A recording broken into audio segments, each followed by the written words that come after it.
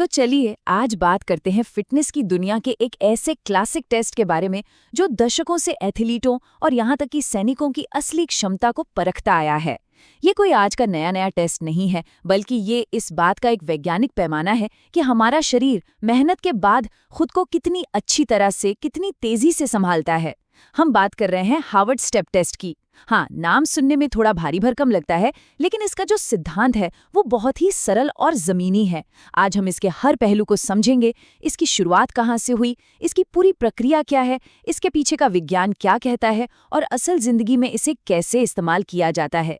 ये सिर्फ एक फिजिकल टेस्ट का ब्यौरा नहीं होने वाला, बल्कि ये फिटनेस की उस गहरी समझ की तरफ एक सफर है जो हमें बताती है कि असली ताकत सिर्फ जोर लगाने में नहीं, बल्कि जोर लगाने के बाद वापस सामान्य होने में छिपी है। तो तैयार हो जाइए और जानते हैं कि कैसे कुछ मिनटों की एक साधारण सी कसरत किसी के दिल की सेहत का इतना साफ आईना बन सकती है।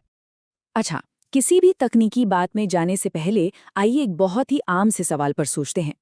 क्या कभी आपने इस बात पर ध्यान दिया है कि जब हम कोई मेहनत का काम करते हैं, मान लीजिए तेजी से कुछ मंजिलें सीढ़ियों से चढ़ते हैं, तो उसके बाद हमारे जिस्म को वापस नॉर्मल होने में कितना वक्त लगता है? ये अनुभव तो हम सभी का है, लेकिन हर किसी के लिए इसका जवाब अलग होता है। कुछ लोग तो बस चंद पलों में ही सामान्य सांस लेने लगते हैं, जैसे कुछ हुआ ही ना हो। वहीं कुछ लोगों की सांसें काफी देर तक फूली रहती हैं, दिल जोर जोर से धड़कता रहता है। यही छोटा सा फर्क, जिसे हम अक्सर बस थकावट कहकर नजरअंदाज कर देते हैं, असल में किसी की कार्डियोवैस्कुलर फिटनेस का एक बहुत बड़ा संकेत है। ये सवाल सिर्फ थकने का नहीं है, ये हमारे दिल और फेफड़ों की उस काबिलियत का है जो किसी भी शारीरिक तनाव के बाद हमारे पूरे सिस्टम को दोबारा शांत करती है। रिकवरी की यही जो रफ्तार है, वही एक आम इंसान को एक बेहतरीन एथलीट से अलग करती है। तो अगली बार जब मेहनत के बाद आपका दिल जोर से धड़के, तो ये जरूर सोचिएगा कि वो कितनी जल्दी अपनी शांत लय में वापस लौटता है। चलिए, रिकवरी की इस पूरी बात को एक बहुत ही आसान और दिलचस्प उदाहरण से समझते हैं। कल्पना कीजिए कि दो दोस्त हैं और दोनों एक साथ किसी बिल्डिंग की तीसरी मंजिल तक सीढ़ियों से चढ़ते हैं। दोनों ने एक ही दूरी तय की और मान लीजिए लगभग एक ही समय में ऊपर पहुंचे। लेकिन मंजिल पर पहुंचने के बाद का जो नज़ारा है वो बिल्कुल अलग है। पहला दोस्त बुरी तरह से हाँप रहा है, उसका चेहरा तमतमाया हुआ है और उसे नॉर्मल होने में, मतलब ठीक से सांस लेने और बात कर पाने में करीब करीब 10 मिनट लग जाते हैं। दूसरी तरफ जो दूसरा दोस्त है वो महज 1 मिनट के अंदर ही अपनी सांसों पर काबू पा लेता है और एकदम आराम से बातचीत करने के लिए तैयार है। अब देखिए, यहाँ सबसे जरूरी बात ये नहीं है कि कौन कितना तेजी से चढ़ा, बल्कि ये है कि कौन कितनी जल्दी संभला। जिस दोस्त ने 1 मिनट में रिकवरी कर ली, उसका रिकवरी इंडेक्स साफ तौर पर बहुत बेहतर है। ये दिखाता है कि उसका दिल और उसका सर्कुलेटरी सिस्टम शारीरिक तनाव को कहीं ज्यादा अच्छे तरीके से संभालता है। बस यही वो बुनियादी सिद्धांत है जिसे हार्वर्ड स्टेप टेस्ट एक वैज्ञानिक तरीके से नापता है। तो जैसा हमने अभी अभी सीढ़ियों वाले उदाहरण में देखा, ये जो रिकवरी की क्षमता है, ये फिटनेस का एक बहुत ही जरूरी हिस्सा है। लेकिन सवाल ये उठता है कि इस काबिलियत को सिर्फ अंदाजे पर कैसे छोड़ा जा सकता है? इसे एक स्टैंडर्डाइज तरीके से, एक निष्पक्ष पैमाने पर कैसे नापा जाए? बस यहीं पर हार्वर्ड स्टेप टेस्ट की एंट्री होती है। ये सिर्फ एक कसरत नहीं है, बल्कि ये एक वैज्ञानिक तौर पर डिजाइन की गई प्रक्रिया है जिसका एक और सिर्फ एक ही मकसद है, किसी भी इंसान के रिकवरी इंडेक्स को बिल्कुल सटीक तरीके से मापना। ये हमारे आम तजुर्बे को, जैसे सीढ़ियां चढ़ने के बाद हाँफने को, लेता है और उसे आंकड़ों और एक ठोस स्कोर में बदल देता है। इस टेस्ट के जरिए हम सिर्फ ये नहीं देखते कि कोई कितनी देर तक कसरत कर सकता है, बल्कि हम ये नापते हैं कि कसरत खत्म होने के बाद उसका दिल कितनी तेजी से अपनी सामान्य धुन में वापस लौटता है। ये उस अदृश्य प्रक्रिया को देखने लायक बनाता है जो एक सेहतमंद कार्डियोवैस्कुलर सिस्टम की असली पहचान है। सीधे शब्दों में कहे तो हार्वर्ड स्टेप टेस्ट रिकवरी की कला को विज्ञान के दायरे में ले आता है। अब जब हम ये समझ चुके हैं कि हार्वर्ड स्टेप टेस्ट आखिर मापता क्या है, तो ये जानना भी उतना ही दिलचस्प है कि इसका जन्म हुआ कैसे और क्यों। आप जानते हैं, हर बड़े आविष्कार के पीछे एक बड़ी जरूरत छुपी होती है, और इस टेस्ट की कहानी भी एक बहुत ही गंभीर जरूरत से शुरू होती है। इसकी जड़ें इतिहास के एक बहुत उथल-पुथल भरे दौर में हैं, जब पूरी दुनिया एक भयानक जंग से जूझ रही थी। ये टेस्ट किसी शांत लैब में बस अकादमिक जिज्ञासा को शांत करने के लिए नहीं बना था, बल्कि इसे एक फौरन और बहुत जरूरी समस्या को हल करने के लिए विकसित किया गया था। जंग के मैदान के लिए जो सैनिक तैयार किए जा रहे हैं, उनकी शारीरिक फिटनेस का सही अंदाजा कैसे लगाया जाए। ये एक ऐसी चुनौती थी जिसके लिए एक सरल, असरदार और कहीं भी आसानी से इस्तेमाल किए जा सकने वाले समाधान की सख्त जरूरत थी। तो चलिए थोड़ा वक्त में पीछे चलते हैं और देखते हैं कि कैसे जंग की जरूरतों ने फिटनेस की दुनिया में एक ऐसे मानक को जन्म दिया जो आज भी उतना ही प्रासंगिक है। चलिए इस टेस्ट की ऐतिहासिक यात्रा को एक एक करके समझते हैं। तो कहानी शुरू होती है साल 1943 में। दूसरा विश्व युद्ध अपने चरम पर था। सेना को बड़ी तादाद में सैनिकों की भर्ती करनी थी और ये जानना बेहद जरूरी था कि कौन सा सैनिक शारीरिक रूप से सबसे मुश्किल हालात का सामना करने के लिए तैयार है। इसके लिए एक ऐसे टेस्ट की जरूरत थी जो खर्चीला न हो, जिसमें भारी भरकम मशीनें न लगें और जिसे किसी भी बेस कैंप या मैदान में आसानी से किया जा सके। इस बड़ी चुनौती को हल करने का जिम्मा हार्वर्ड फटीग लैब को दिया गया, जो उस समय इंसानी सहन शक्ति और थकावट पर रिसर्च का एक बहुत बड़ा केंद्र हुआ करती थी। वहीं पर लुसियन ब्रोहा और उनके साथियों ने मिलकर एक ऐसा टेस्ट डिजाइन किया जो सीधे सीधे दिल की रिकवरी रेट को मापकर किसी की भी ओवरऑल फिटनेस का अंदाजा लगा सकता था। उनका समाधान बहुत सरल लेकिन शानदार था। एक तय ऊंचाई के बेंच पर एक तय लय में लगातार चढ़ना उतरना, और इस तरह हार्वर्ड स्टेप टेस्ट का जन्म हुआ, जो बहुत जल्द ही अपनी उपयोगिता की वजह से सैनिकों से आगे बढ़कर एथलीटों के लिए भी एक फिटनेस स्टैंडर्ड बन गया। तो अब हम इस टेस्ट के क्यों और कब को तो समझ चुके हैं, अब इसके कैसे पर ध्यान देते हैं। मतलब ये टेस्ट असल में किया कैसे जाता है। देखिए, हार्वर्ड स्टेप टेस्ट की सबसे बड़ी खूबी उसकी सादगी में है। इसके लिए आपको किसी फैंसी जिम या जटिल मशीनों की ज़रूरत नहीं है। ये एक ऐसी प्रक्रिया है जिसे कुछ बुनियादी चीज़ों के साथ कहीं भी किया जा सकता है। लेकिन इसकी सादगी को इसकी असरदारी से कम आंकने की गलती मत कीजिएगा। इसका हर कदम, हर सेकंड और दिल की हर धड़कन को एक बहुत ही सटीक प्रोटोकॉल के तहत मापा जाता है, ताकि जो भी नतीजे निकले वो भरोसेमंद हों। तो अगले कुछ हिस्सों में हम इस 5 मिनट की चुनौती को परत दर परत खोलेंगे। हम देखेंगे कि इसके लिए क्या क्या सामान चाहिए, कसरत करने का सही तरीका क्या है, और सबसे ज़रूरी, कसरत खत्म होने के बाद दिल की धड़कन को कैसे मापा जाता है, जो इस पूरे टेस्ट का सार है। ये समझना ज़रूरी है कि ये सिर्फ एक जिस्मानी मेहनत का इम्तिहान नहीं, बल्कि एक तरह का नियंत्रित वैज्ञानिक प्रयोग है जो आपके शरीर की प्रतिक्रिया का विश्लेषण करता है। इस टेस्ट को करने के लिए हमें महज 3 बहुत ही बुनियादी चीज़ों की ज़रूरत होती है। पहला और सबसे ज़रूरी सामान है एक बेंच या एक मजबूत बॉक्स। यहाँ एक बहुत ही अहम बात पर ध्यान देना है। इस बेंच की ऊंचाई पुरुषों और महिलाओं के लिए अलग अलग होती है। पुरुषों के लिए जो स्टैंडर्ड ऊंचाई है वो 20 इंच या 50.8 सेंटीमीटर है, जबकि महिलाओं के लिए ये 16 इंच या 40.6 सेंटीमीटर रखी गई है। ये फर्क शारीरिक बनावट के अंतर को ध्यान में रखकर तय किया गया है, ताकि टेस्ट दोनों के लिए एक समान रूप से चुनौतीपूर्ण रहे। दूसरा उपकरण है एक मेट्रोनोम। ये एक छोटी सी डिवाइस है जो एक तय लय में टिक टिक की आवाज करती है, ताकि टेस्ट देने वाला व्यक्ति 30 कदम प्रति मिनट की एक जैसी रफ्तार बनाए रख सके। और तीसरा और आखिरी उपकरण है एक स्टॉप वॉच, जिससे कसरत का समय और बाद में पल्स गिनने का समय बिल्कुल सटीक तरीके से मापा जा सके। जैसा कि आप देख सकते हैं, ये सभी उपकरण बहुत ही सरल हैं और यही बात इस टेस्ट को इतना सुलभ और असरदार बनाती है। अब हम आते हैं टेस्ट के उस हिस्से पर जहां असल मेहनत होती है, यानी स्टेपिंग की प्रक्रिया। सबसे पहले मेट्रोनोम को 30 बीट प्रति मिनट पर सेट किया जाता है। इसका मतलब है कि हर 2 सेकंड में एक टिक की आवाज होगी, जो एक पूरे कदम के लिए गाइड करेगी, यानी एक बार ऊपर चढ़ना और फिर नीचे उतरना। इसके बाद टेस्ट देने वाला व्यक्ति इस लय को फॉलो करते हुए बेंच पर चढ़ना और उतरना शुरू करता है। मकसद ये है कि इस गतिविधि को बिना रुके पूरे 5 मिनट तक जारी रखना है। हाँ, अगर कोई इतना थक जाए कि वो लगातार 15 सेकंड तक मेट्रोनोम की लय के साथ तालमेल ना बिठा पाए, तो टेस्ट को वहीं रोक दिया जाता है। और जैसे ही 5 मिनट पूरे होते हैं या अगर टेस्ट पहले रुकता है, तो व्यक्ति को फौरन बैठ जाना होता है। ये आखिरी कदम बहुत ज़रूरी है, क्योंकि यहीं से रिकवरी की प्रक्रिया शुरू होती है और असली माप की तैयारी की जाती है। इसी पल से शारीरिक गतिविधि खत्म होती है और वैज्ञानिक आंकड़े इकट्ठा करने का काम शुरू हो जाता है। ये एक बहुत ही अहम मोड़ है। अब तक का सारा जोर शारीरिक प्रदर्शन पर था, लय को बनाए रखना, 5 मिनट तक टिके रहना। लेकिन हार्वर्ड स्टेप टेस्ट का असली सार, इसकी आत्मा इस बिंदु के बाद ही शुरू होती है। जैसे ही व्यक्ति कसरत बंद करके बैठता है, हमारा शरीर फौरन रिकवरी मोड में चला जाता है। दिल, जो इतनी देर से तेजी से खून पंप कर रहा था, अब अपनी सामान्य गति पर लौटने की कोशिश करता है। फेफड़े, जो ऑक्सीजन की बढ़ी हुई मांग को पूरा कर रहे थे, अब शांत होने लगते हैं। बस यही वो रिकवरी की प्रक्रिया है जिसे हम मापना चाहते हैं।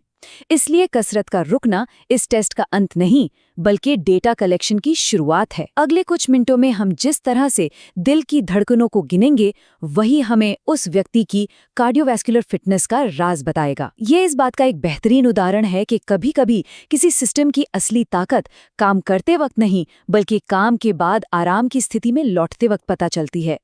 तो रिकवरी को नापने के लिए हम दिल की धड़कन की 3 अलग-अलग रीडिंग लेते हैं और इनका समय बहुत ही खास और तय होता है। ध्यान दीजिए, हम कसरत खत्म होने के फौरन बाद पल्स नहीं गिनते। हम शरीर को संभलने के लिए पूरा 1 मिनट का समय देते हैं। पहली पल्स की गिनती कसरत खत्म होने के ठीक 1 मिनट बाद शुरू होती है और 1.5 मिनट तक चलती है। यानी हम 1 मिनट से लेकर 1 मिनट 30 सेकंड के बीच पूरे 30 सेकंड के लिए दिल की धड़कनों को गिनते हैं। ये हमारी पल्स 1 रीडिंग है। फिर हम 30 सेकंड का ब्रेक लेते हैं। दूसरी पल्स की गिनती ठीक 2 मिनट पर शुरू होती है और 2 मिनट 30 सेकंड तक चलती है। ये पल्स 2 कहलाती है। और इसी तरह तीसरी और आखिरी पल्स की गिनती ठीक 3 मिनट पर शुरू होकर 3 मिनट 30 सेकंड तक चलती है, जिसे हम पल्स 3 कहते हैं। इन 3 खास समय के अंतरालों को इसलिए चुना गया है क्योंकि ये रिकवरी कर्व के सबसे अहम बिंदुओं को दिखाते हैं। एक फिट व्यक्ति का दिल इन अंतरालों में तेजी से धीमा होगा, जिससे पल्स काउंट कम आएगा, और यही 3 आंकड़े हमारे अंतिम स्कोर की बुनियाद बनेंगे। ठीक है, तो अब तक हमने टेस्ट कर लिया है और हमारे पास 3 अहम आंकड़े आ गए हैं। 3 अलग-अलग समय पर ली गई पल्स की संख्या। लेकिन ये नंबर अपने आप में क्या बताते हैं? इन्हें एक ऐसे स्कोर में कैसे बदला जाए जो किसी की फिटनेस के लेवल को साफ-साफ बता सके? अब हम अगले चरण में हैं, जहां हम इन आंकड़ों को एक फॉर्मूले का इस्तेमाल करके एक अकेले, आसानी से समझ में आने वाले इंडेक्स में बदलेंगे। इस इंडेक्स को फिजिकल एफिशिएंसी इंडेक्स या शॉर्ट में PEI कहा जाता है। ये वो लम्हा है जहां गणित और जीव विज्ञान एक साथ मिलते हैं और हम धड़कनों की गिनती से किसी व्यक्ति की कार्डियोवैस्कुलर क्षमता के बारे में गहरी जानकारी हासिल करते हैं। ये प्रक्रिया इस टेस्ट को सिर्फ एक शारीरिक गतिविधि से उठाकर एक शक्तिशाली डायग्नोस्टिक टूल के स्तर पर ले जाती है। तो आइए अब देखते हैं कि वो जादुई फॉर्मूला क्या है और ये असल में काम कैसे करता है।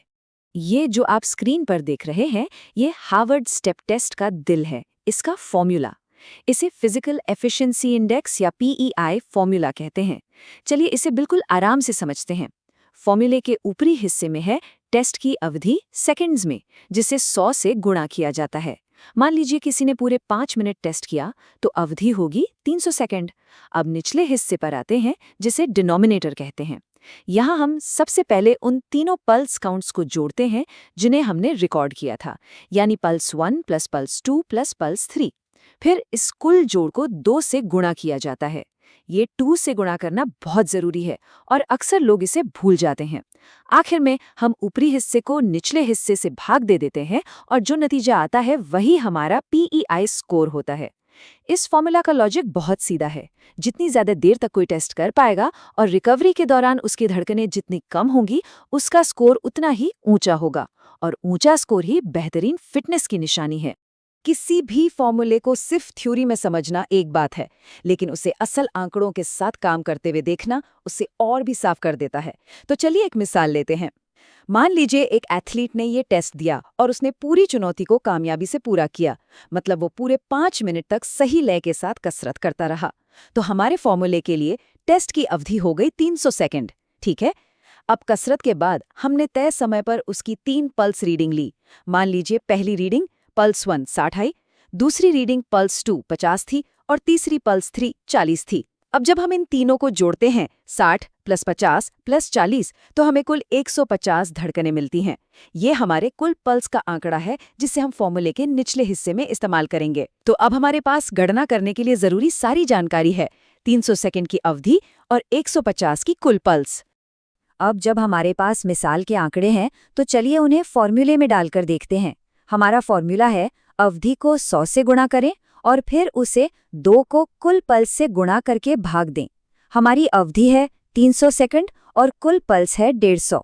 तो फॉर्मूले के ऊपरी हिस्से में हम 300 को 100 से गुणा करते हैं, जिससे हमें मिलता है 30,000। अब निचले हिस्से पर आते हैं। यहाँ हम कुल पल्स यानी 150 को 2 से गुणा करते हैं। याद रखिए, ये बहुत ज़रूरी कदम है। तो 2 गुणा 150 होता है 300। अब हमारा समीकरण बहुत आसान हो गया है। 30,000 को 300 से भाग देना है। ये गणना हमें साफ साफ दिखाती है कि कैसे ये फॉर्मूला प्रदर्शन यानी अवधि और रिकवरी यानी पल्स के बीच एक संतुलन बनाता है। एक लंबी अवधि और कम पल्स का कॉम्बिनेशन हमेशा एक ऊंचे स्कोर की ओर ले जाता है, जो बेहतरीन कार्डियोवैस्कुलर फिटनेस का संकेत है। इस तरह एक जटिल शारीरिक प्रक्रिया को एक सरल से गणित के समीकरण में समेट लिया जाता है। और हमारी इस गणना का आखिरी नतीजा है 100। ये संख्या 100 इस एथलीट का फिजिकल एफिशिएंसी इंडेक्स यानी PEI स्कोर है। लेकिन ये नंबर अपने आप में क्या बताता है? क्या ये अच्छा है, औसत है या खराब है? हार्वर्ड स्टेप टेस्ट के जो स्थापित पैमाने हैं, उनके मुताबिक 100 का स्कोर उत्कृष्ट यानी एक्सीलेंट की श्रेणी में आता है। ये इस बात का सबूत है कि इस एथलीट का कार्डियोवैस्कुलर सिस्टम न सिर्फ 5 मिनट की लगातार मेहनत को संभालने में सक्षम है, बल्कि उसके बाद बहुत ही कुशलता से और तेजी से रिकवर भी हो जाता है। उसकी दिल की धड़कन कसरत के बाद जल्दी से अपने सामान्य स्तर पर लौट आई, जैसा कि उसके कम पल्स काउंट से साफ जाहिर होता है। तो ये सिर्फ एक संख्या नहीं है, ये उस एथलीट के दिल और फेफड़ों की बेहतरीन कार्यप्रणाली का एक सर्टिफिकेट है। ये स्कोर कोच और एथलीट दोनों को एक ठोस फीडबैक देता है, जिससे उन्हें पता चलता है कि उनकी ट्रेनिंग सही दिशा में जा रही है। तो हमने एक स्कोर तो निकाल लिया, लेकिन इसका असल दुनिया में क्या फायदा है? ये स्कोर सिर्फ एक किताबी अभ्यास नहीं है, इसके बहुत ही ठोस और व्यवहारिक इस्तेमाल हैं, खासकर खेल और फिटनेस की दुनिया में। एक मिसाल के तौर पर सोचिए, आप एक फुटबॉल टीम के कोच हैं और आपको एक मिडफील्डर चुनना है। ये एक ऐसी पोजीशन है जिसके लिए मैदान पर लगातार भागदौड़ और असाधारण सहन शक्ति की जरूरत होती है। आप हार्वर्ड स्टेप टेस्ट का इस्तेमाल करके अपने संभावित खिलाड़ियों को परख सकते हैं। जिन खिलाड़ियों का PEI स्कोर 80 से ऊपर आता है, वो इस डिमांडिंग रोल के लिए साफ तौर पर बेहतर उम्मीदवार होंगे। इसका एक और बहुत बड़ा इस्तेमाल है ट्रेनिंग के असर को ट्रैक करना। मान लीजिए एक एथलीट ट्रेनिंग शुरू करता है और उसका शुरुआती PEI स्कोर 60 है, जो औसत माना जाता है। 2 महीने की कड़ी ट्रेनिंग के बाद आप दोबारा टेस्ट करते हैं और अब उसका स्कोर बढ़कर 75 हो जाता है, जो अच्छा है। ये एक ठोस सबूत है कि आपका ट्रेनिंग प्रोग्राम काम कर रहा है और एथलीट की फिटनेस में सुधार हो रहा है। अब तक हमने हार्वर्ड स्टेप टेस्ट के सिद्धांत, इसकी प्रक्रिया और इसके उपयोग को काफ़ी गहराई से समझ लिया है। ये एक बहुत ही शक्तिशाली उपकरण है, लेकिन किसी भी उपकरण की तरह इसका सही ढंग से इस्तेमाल करना बहुत ज़रूरी है, ताकि हमें एकदम सटीक नतीजे मिले। इस आखिरी हिस्से में हम कुछ व्यावहारिक पहलुओं पर ध्यान देंगे, जो आपको इस टेस्ट को सही ढंग से लागू करने और कुछ आम गलतियों से बचने में मदद करेंगे। हम सबसे पहले एक आम गलतफहमी को दूर करेंगे कि ये टेस्ट दूसरे फिटनेस टेस्ट से अलग कैसे है। इसके बाद हम उन 3 सबसे आम गलतियों पर रोशनी डालेंगे जो लोग अक्सर इस टेस्ट को करते समय या इसकी गणना करते समय कर बैठते हैं। इन गलतियों के बारे में जानना उतना ही जरूरी है जितना कि सही प्रक्रिया को जानना, क्योंकि एक छोटी सी चूक भी आपके नतीजों को पूरी तरह से बदल सकती है। तो समझिए कि ये हिस्सा एक तरह की चेकलिस्ट है, जो सुनिश्चित करेगी कि जब आप इस ज्ञान का उपयोग करें तो आप इसे पूरे आत्मविश्वास और सटीकता के साथ करें। फिटनेस की दुनिया में अक्सर 2 टेस्ट्स के बीच में थोड़ी उलझन होती है, हार्वर्ड स्टेप टेस्ट और कूपर 12 मिनट रन। दोनों ही सहन शक्ति यानी एंड्योरेंस को मापते हैं, लेकिन उनके देखने का नजरिया बिल्कुल अलग है और ये फर्क समझना बहुत जरूरी है। कूपर 12 मिनट रन का मुख्य फोकस अधिकतम एरोबिक सहन शक्ति पर होता है। मतलब ये मापता है कि एक व्यक्ति 12 मिनट में ज्यादा से ज्यादा कितनी दूरी तय कर सकता है। ये दौरान की कहानी बताता है, यानी एक्सर्शन के दौरान आपकी परफॉर्मेंस कैसी है। इसके ठीक उलट हार्वर्ड स्टेप टेस्ट का मुख्य फोकस रिकवरी पर होता है। ये नहीं मापता कि आप कितना कठिन काम कर सकते हैं, बल्कि ये मापता है कि आपका शरीर उस काम के बाद कितनी जल्दी सामान्य होता है। एक अधिकतम क्षमता का परीक्षण है तो दूसरा रिकवरी की कुशलता का। दोनों ही बहुत उपयोगी हैं, लेकिन वे फिटनेस के 2 अलग-अलग मगर एक दूसरे से जुड़े हुए पहलुओं का आकलन करते हैं। इस टेस्ट की सटीकता छोटी छोटी बातों पर निर्भर करती है और यहीं पर अक्सर गलतियां होती हैं। तो ये 3 सबसे आम जाल हैं जिनसे हर हाल में बचना चाहिए। पहली और सबसे आम गलती होती है बेंच की ऊंचाई को लेकर। पुरुषों के लिए 20 इंच और महिलाओं के लिए 16 इंच। इंच और सेंटीमीटर के कन्वर्जन में गलती ना करें और बेंच की ऊंचाई को टेस्ट से पहले अच्छी तरह नाप लें। दूसरा जाल छिपा है फॉर्मूले में। बहुत से लोग गणना करते समय डिनोमिनेटर में पल्स के जोड़ को 2 से गुणा करना भूल जाते हैं। हमेशा याद रखें, ये 2 × P1 + P2 + P3 है। इस एक 2 को भूल जाने से आपका पूरा स्कोर गलत हो जाएगा। और तीसरी आम गलती पल्स गिनने की अवधि से जुड़ी है। हर पल्स काउंट पल्स 1, पल्स 2 और पल्स 3 ठीक 30 सेकंड के लिए होना चाहिए। 1 सेकंड भी कम या ज्यादा आपके डेटा को गलत कर देगा। इन 3 बिंदुओं पर ध्यान देकर आप ये पक्का कर सकते हैं कि आपके टेस्ट के नतीजे सटीक और भरोसेमंद हैं।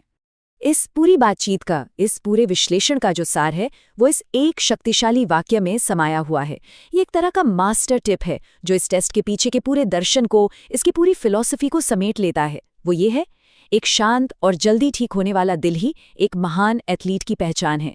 यह हमें याद दिलाता है कि सच्ची फिटनेस सिर्फ विस्फोटक ताकत या बेहिसाब रफ्तार का नाम नहीं है। ये नियंत्रण, कुशलता और संतुलन के बारे में भी है। एक एथलीट जो तनाव में अच्छा प्रदर्शन कर सकता है वो अच्छा है, लेकिन वो एथलीट जो उस तनाव के बाद बहुत तेजी से अपनी शांत, संतुलित स्थिति में लौट सकता है वो महान है। यही काबिलियत उन्हें लंबे समय तक ऊंचे स्तर पर प्रदर्शन करने की ताकत देती है, क्योंकि उनका शरीर ऊर्जा का सही और कुशल इस्तेमाल करना जानता है। और हार्वर्ड स्टेप टेस्ट असल में इसी काबिलियत को मापता है। ये उस दिल की तारीफ करता है जो ना सिर्फ जोर से धड़क सकता है, बल्कि ये भी जानता है कि कब और कैसे शांत होना है।